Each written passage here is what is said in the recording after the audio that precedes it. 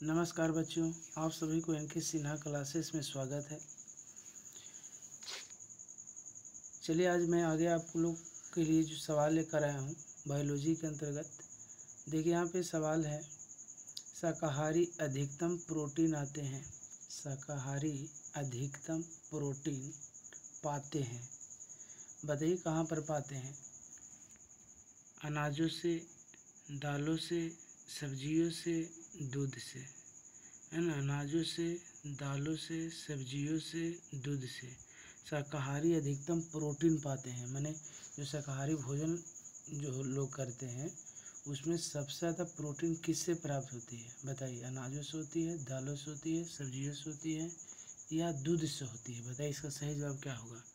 तो इसमें इसी टाइप का एक सवाल पीछे भी आप लोग को हम करवा चुके हैं, उसमें भी प्रोटीन जो है अधिक पाया जाता था वो दालों से। यहाँ भी आपका उत्तर जो होगा दाल से ही होगा। किससे होगा बच्चे? दाल से ही होगा। ठीक है, चलिए आगे देखते हैं।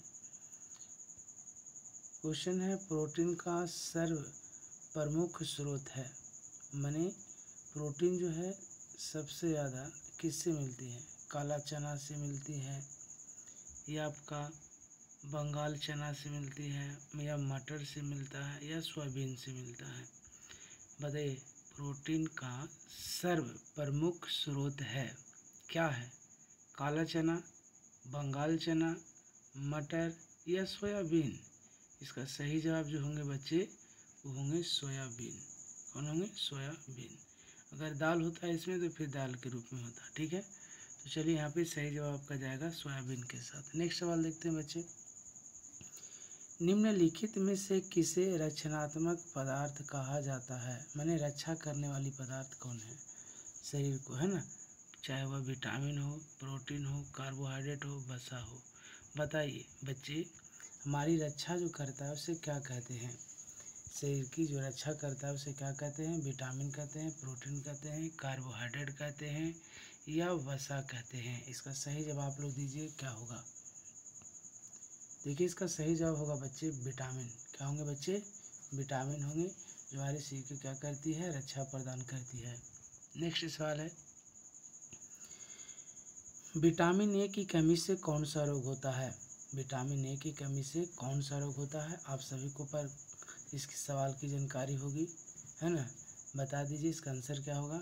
इसका सही आंसर जो होंगे बच्चे, विटामिन ए की कमी से रतौंधी रोग होता है। इसका सही जवाब होगा सी ऑप्शन। चलिए नेक्स्ट सवाल देखते हैं।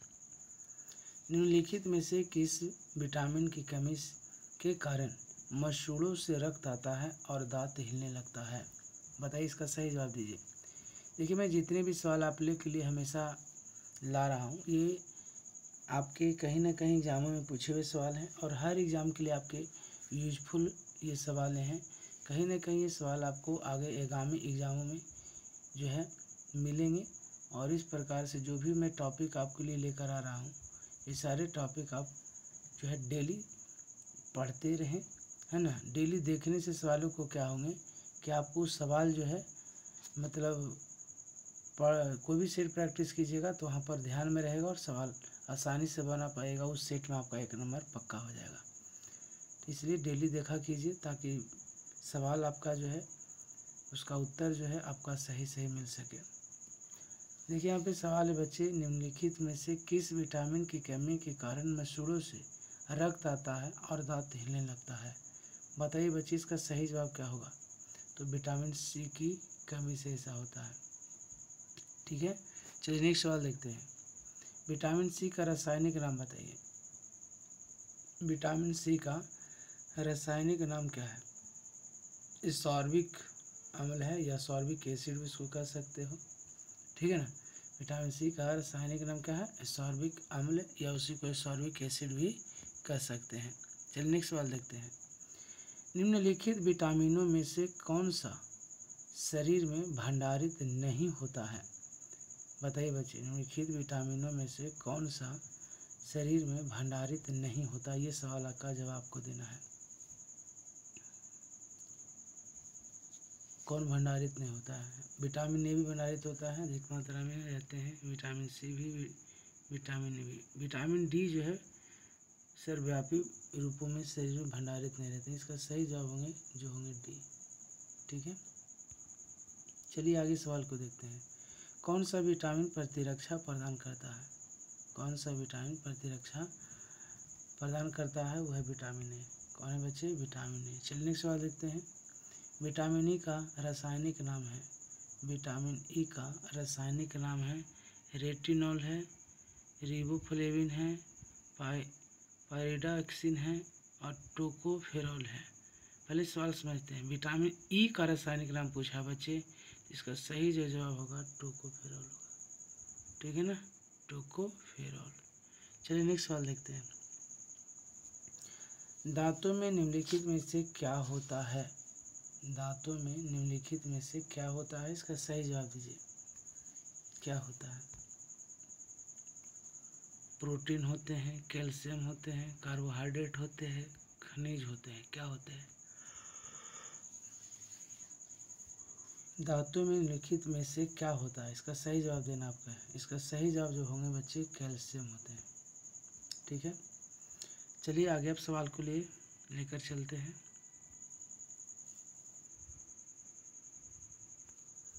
देखिए नेक्स्ट सवाल है, कैल्शियम की आवश्यकता निम्नलिखित में से किसमें निमित्त है? माने किससे जुड़ा हुआ है जिसमें कैल्शियम की आवश्यकता पड़ती है? बताइए। मांसपेशियों के कार्य करने में, खून जमने में, हड्डियों के विकास करने में, उपयुक्त सभी। इसका सही जवाब क्या होगा बच्चे? दीजिए आप सभी। तो सुनिए बच्चे, कैल्शियम जो है मांसपेशियों के कार्य करने में भी आवश्यकता पड़ती है, खून जमने में भी आवश्यकता पड़ती है, हड्डियों के विकास के लिए भी आवश्यकता पड़ती है ना। इसका सही जो जवाब जाएगा उपयुक्त में से सभी। ठीक है, इसका सही जवाब डी होगा। कैल्शियम की आवश्यकता जो है इन सभी में से पाया जाता है। चलिए नेक्स्ट सवाल देखते हैं। मनुष्य लोहा किससे प्राप्त करता है? मनुष्य लोहा किससे प्राप्त करता है? ये जवाब आपको देना है। पनीर से, पालक से। देखो बच्चे, मनुष्य जो लोहा का मतलब क्या समझे? आयरन जो है कहाँ से प्राप्त होता है? तो पालक की साग से। ठीक है ना, पालक की साग से। अधिक मात्रा में सब्जियों में ही आयरन की मात्रा होती है और उसमें भी सबसे ज़्यादा मात्रा जो मिलती है आयरन का वो पालक की साग से मिलती है। लौह आवश्यक है। लौह किस लिए आवश्यक है बच्चा? बताइए, इसका जवाब दीजिए। हीमोग्लोबिन और आरबीसी के निर्माण के लिए लौह आवश्यक है, या समान स्वास्थ्य बनाए रखने के लिए आवश्यक है, या शरीर के ऊतकों तक ऑक्सीजन पहुंचाने के लिए आवश्यक है, या उपयुक्त में से सभी। क्या जवाब होगा बताइए? इसमें से सभी इसका उत्तर होना चाहिए। इसमें से सभी इसका उत्तर होना चाहिए। लौह जो है यानी आयरन जो है सभी में इसमें आवश्यकता होती है। ठीक है, चलिए नेक्स्ट सवाल देखते हैं। निम्नलिखित में से कौन सा खाद्य स्रोत लोहे का सर्वोत्तम स्रोत है? निम्नलिखित में से कौन सा खाद्य स्रोत लोहे का सर्वोत्तम स्रोत है? बताइए, इसका सही जवाब क्या होगा? इसका सही जवाब होगा सेब। नेक्स्ट सवाल देखिए। किसमें भरपूर लौह तत्व पाया जाता है? अधिक मात्रा में जो है आयरन के रूप में देखा जाता है। तो किस में देखा जाता है? ये सवाल का जवाब आपको देना है। नारंगी में, अंडे में, हरी सब्जियां में, दूध में। मैंने ऊपरी सवाल जब बताया तो मैंने बता रखा था कि उसमें सबसे ज़्यादा जो आयरन की मात्रा मिलती है वो हरी सब्जियों से मिलती है। देखिए, लेकिन वहाँ हरी सब्जियाँ नहीं थी, वहाँ पालक की साग थी, इसलिए पालक की साग पर चला गया, क्योंकि सब्जियों के अंतर्गत वो भी आते हैं। लेकिन यहाँ पर आपको जो सवाल है उसमें कहा गया है कि इसमें भरपूर लौह तत्व पाया जाता है, तो इसका सही जवाब जाएगा आपका सी के साथ। इसके साथ सी के साथ। चलिए नेक्स्ट सवाल देखते हैं।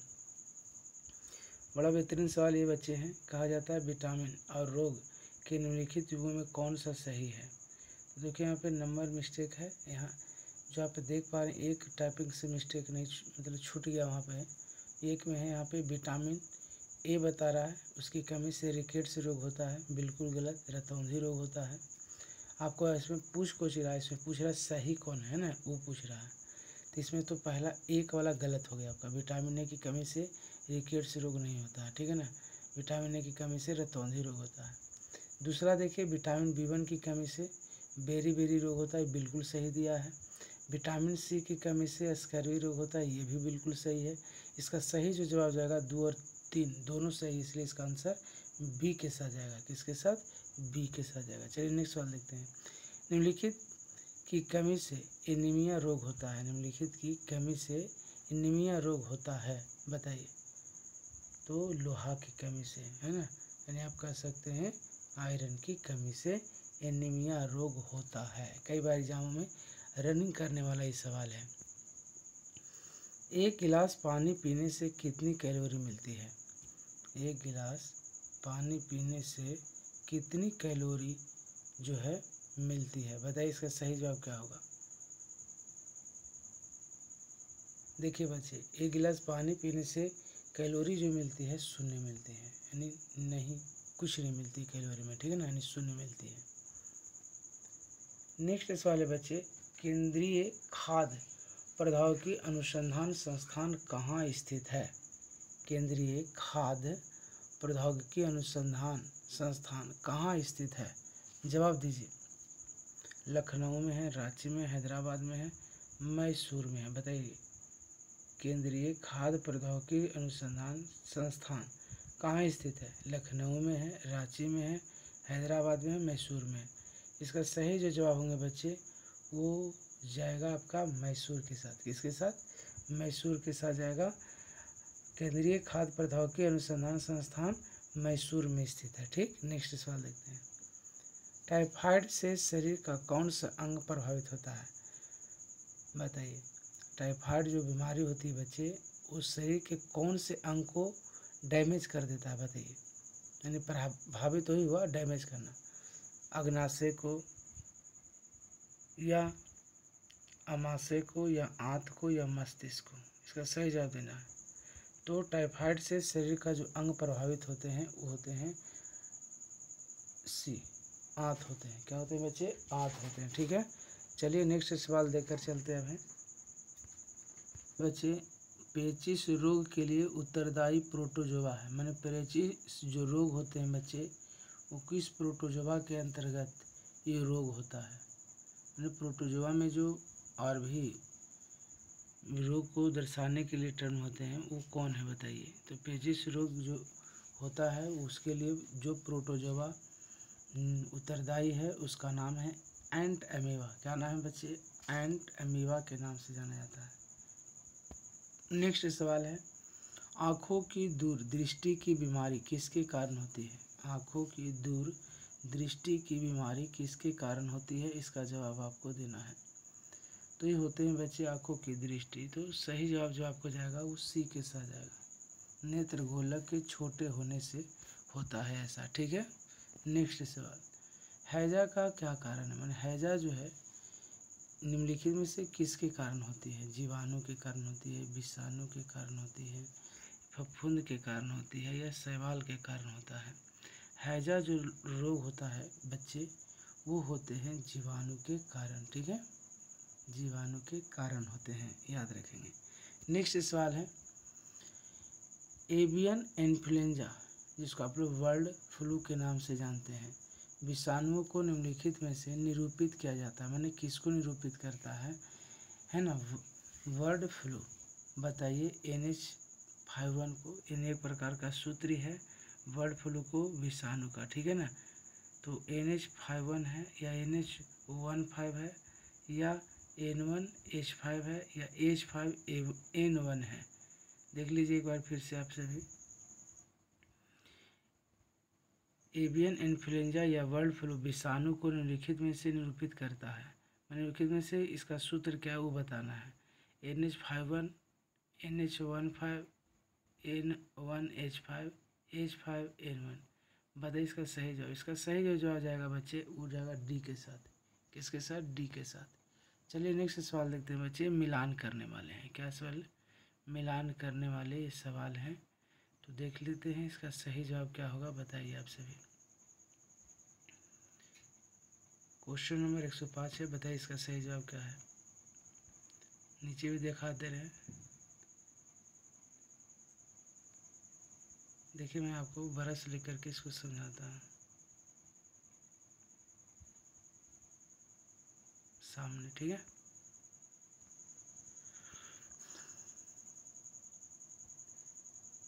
ए जो जाएगा आपका बच्चे, रतौंधी किसकी कमी के कारण होती है, तो विटामिन ए की कमी के कारण होता है। तो ए जो मैच हो जाएगा वो 2 में मैच होगा, यानी रतौंधी विटामिन ए की कमी से होती है। बी आपका जो मिलान होगा बच्चे, स्कर्वी रोग। स्कर्वी रोग किसके कारण होती है, तो विटामिन सी की कमी से होती है। सॉरी, यहाँ सी लिखा गया बच्चा, यहाँ पर एक लिखना, ठीक है। यानी स्कर्वी जो रोग होते हैं बच्चे, वो विटामिन सी की कमी से होती है। नेक्स्ट सवाल है बच्चे, रिकेट्स जो है किस विटामिन की कमी से होती है, तो रिकेट्स यानी सी जो मैच होगा बच्चे, वो चले जाएंगे 3 के साथ, यानी विटामिन डी की कमी से रिकेट्स नामक बीमारी होती है। अब आइए डी विकल्प किसके साथ मैच होगा, तो बचा आपके पास एक, तो इसका सही जो जवाब होगा आपका 4, यानी रक्त अल्पता जो है आपका विटामिन O12 से होता है। इसी को कोबाल्ट के भी नाम से जाना जाता है ना। विटामिन जो समूह होते हैं B12 तक, उस समूह को हम लोग कहते हैं कोबाल्ट, है ना, B12 को। चलिए यहाँ पे आपको मैंने मैच करके बता दिया बच्चे, रतौंधी जो है विटामिन ए की कमी से होती है, स्कर्वी रोग जो है विटामिन सी की कमी से होती है, रिकेट्स नामक बीमारी जो है वह डी की कमी से होती है, और रक्तअल्पता जो है विटामिन B12 की कमी से होती है। ठीक है, इसका सही जो जवाब जाएगा बच्चे, वो आपका विकल्प बी में जाएगा। देख लीजिए एक बार बढ़िया से स्क्रीन पर। उसके बाद अब देखते हैं, इसे इरेज करते हैं और ऑप्शन मिला लीजिए, इसका सही विकल्प कहाँ जा रहा है, तो आपके साथ जा रहा है विटामिन बी में। ठीक है ना। चलिए नेक्स्ट सवाल देखते हैं, ये भी आपका मिलान करने वाला सवाल है। ठीक है, बताइए इसका सही जवाब क्या होगा।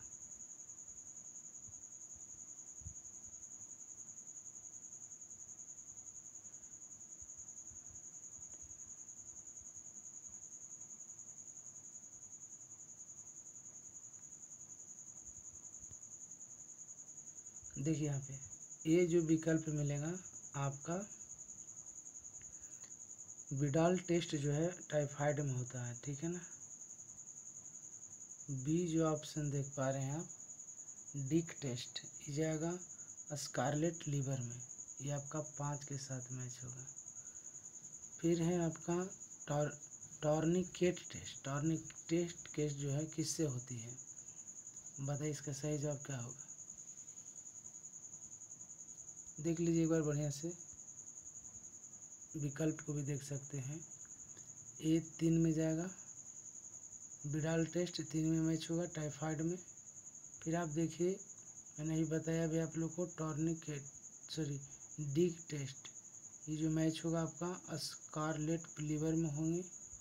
फिर आइए सी विकल्प जो है आपका टॉर्निकेट टेस्ट जो है आपका डेंगू बुखार में होती है इससे टेस्ट। अब आते हैं आर ए फेटर किससे मैच होंगे बच्चे, तो गठिया से रिलेटेड ही है। ठीक है ना। फिर है आपका एलिसा टेस्ट। एलिसा किससे टेस्ट होती है बच्चे, वह एड्स से होती है। किससे होती है, एड्स से होती है। ठीक है, इस तरीक़ा से आपका सही जो जवाब जाएगा, यहाँ पर मैं एक बार लिख भी देता हूँ। ठीक है,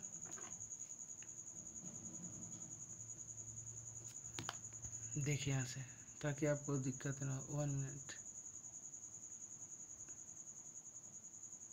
देखिए ए जो मैच होगा बच्चे, वो जाएगा आपका विडाल टेस्ट जो होते हैं वो आपके टाइफाइड से रिलेटेड होता है। इसका सही जवाब जो होगा 3 में मैच होगा। ठीक, उसके बाद जो है डिक टेस्ट जो होते हैं बच्चे, वो जाएगा आपका मैच होगा स्कारलेट लीवर से, यानी बी जो मैच होगा बच्चे वो 5 के साथ होंगे।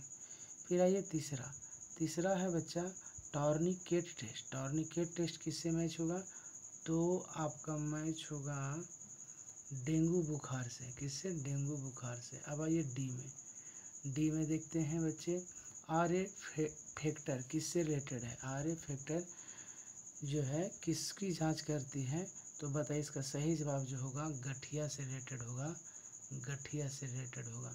अब आते हैं ई में, एलिसा टेस्ट किससे रिलेटेड है, ये आप सबकी जानकारी होगी। तो 4 में मैच होगा वो होगा एड्स। क्या होगा वो? एड्स। यानी विडाल टेस्ट जो है वो 3 में मैच करेंगे बच्चे। उसके बाद डिक टेस्ट जो है होता है वह आपका 5 में मैच होगा। स्कारलेट लिवर्स को जांच करती है। अब है टार्निकेस्ट टेस्ट, तो ये मैच करेंगे बच्चे आप सभी को 2 में। किस में मैच करेंगे? 2 में मैच करेंगे। अब है R A factor. R A factor किस में मैच होंगे बच्चे? तो ये मैच होंगे गठिया में। किस में? गठिया में। अब एलिसा टेस्ट जो मैच करेंगे बच्चे वह करेंगे आपको एड्स में। कहाँ पे? एड्स में। इस प्रकार से मैंने इसकी जानकारी दी आप लोगों को। बताइए इसका सही जवाब अब कौन होगा? ऑप्शन क्या? रिकॉर्डिंग। तो इसका सही जो जवाब जाएगा बच्चे, अब बताइए क्या इसका उत्तर होगा? इसका सही जो जवाब जाएगा वो आपका जाएगा बी के साथ, ए के साथ। किसके साथ जाएगा बताइए? सही जवाब जाएगा ए के साथ। ठीक है, नेक्स्ट सवाल देखते हैं। निम्नलिखित में से कौन सी बीमारी प्राणी यहाँ पर जो मिस्टेक शब्द हुआ है द्वारा नहीं होता है, प्राणी द्वारा नहीं होती है। इसका सही जवाब आपको देना है फ्लू से। किससे? फ्लू से। पानी द्वारा नहीं होती है, ठीक है ना। बाकी पानी द्वारा होने वाला रोग है टाइफाइड हो, हैजा हो, एम्बीबियासिस हो, ठीक है ना। इससे पानी द्वारा बीमारी होती है, लेकिन बीमारी पानी द्वारा नहीं होती है, वो है फ्लू। ठीक, नेक्स्ट सवाल देखते हैं। मादा क्यूलेक्स मच्छर जो है निम्नलिखित में से किस रोग के वाहक है? मैंने पैदा कौन रोग करता है इसमें बताइए? फाइलेरिया रोग पैदा करती है। ठीक, रक्त का थक्का बनने में इनमें से कौन सा अवयव मदद करता है? इसका सही जो जवाब होगा बच्चे वो सी होगा। ल्यूकेमिया एक प्रकार का कैंसर है जिसमें असाधारण बढ़ोतरी होती है। बताइए इसका सही जवाब क्या होगा? साधारण बढ़ोतरी होती है किससे होती है? अस्थियों से, प्लेटलेट की संख्या से, लाल रक्त से, श्वेत रक्त कणिकाओं से। इसमें जो ल्यूकेमिया एक प्रकार का कैंसर है बच्चे जिसमें साधारण बढ़ोतरी होती है, वो होती है श्वेत रक्त कोशिकाओं से। ठीक है, मैंने आपको 110 क्वेश्चन तक कंप्लीट कर दिया है बायो के चैप्टर से। अब यहाँ पर देखिए इसके आगे, अब जो मैं आगे जो भी विषय लेकर आऊँगा मैं क्लास से शुरू में ही बता दूंगा कि कौन सा चैप्टर किस विषय में होगा। ठीक है, तो इससे रिलेटेड और भी मैं आगे कराऊंगा। मेरा टारगेट है जो मैं बताऊंगा उससे ही सवाल पूरा फंसेंगे, इससे ज़्यादा कुछ नहीं। और जो भी सवाल हर विषय में बता रहा हूँ वो आपके लिए बहुत ही यूजफुल होगा। ये सिर्फ मैं साधारण क्वेश्चन बता रहा था। अब अपर लेवल के क्वेश्चन जो है बायो में अगले क्लास में लेकर आएंगे। ठीक है ना। जो भी बच्चे इस वीडियो को देख रहे हैं नए हैं इस चैनल पर तो आप इसे सब्सक्राइब कर लें, है ना, कि ताकि आगामी एग्ज़ाम जितने भी आप लोग को होने वाले हैं यहाँ से आपको क्वेश्चन फंसेंगे। और इम्पोर्टेंट क्वेश्चन लेकर मैं आता हूँ जो क्वेश्चन जो है कहीं ना कहीं एग्ज़ाम में पूछे भी गए उसको लेकर इसमें ऐड किया हूँ। और कहीं ना कहीं आप तैयारी कर रहे हैं तो उसमें भी आपके लिए यूजफुल ये होगा, है ना, ताकि आप जब सेट वगैरह लगाएं तो उसमें आपकी नंबर जो बढ़े। ठीक है ना। तो चलिए इस वीडियो को आगे और भी अधिक से अधिक शेयर करेंगे। जो बच्चे नए इस चैनल पर हैं सब्सक्राइब कर लें ताकि आगे आने वाले वीडियो जो है आपको नोटिफिकेशन के माध्यम से मिल सके, फिर आपसे इससे जुड़ करके फिर आसानी से क्वेश्चनों को, है ना, सॉल्यूशन कर सकें। ठीक है ना। तो चलिए मैं आज की क्लास यहीं पर एंड करता हूँ। जय हिंद बच्चे।